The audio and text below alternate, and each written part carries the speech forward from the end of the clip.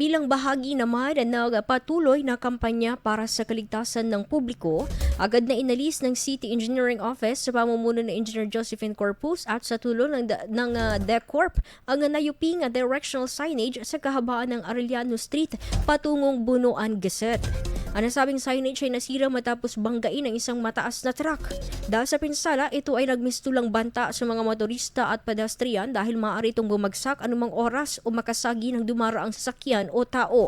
Ayon sa lokal na pamahalaan, ang hakbang ay ginawa for public safety upang maiwasan ang posibleng aksidente o aberya sa kalsada. Samantala, tiniyak naman ng City Planning Office na kasalukuyan na silang gumagawa ng bagong disenyo para sa mas matibay at updated na directional signage. Nagpaloob ito sa planong isama sa 2026 city budget kasabay ng pagpapalawak at modernisasyon ng mga street signs sa lungsod. IFM News. IFM News.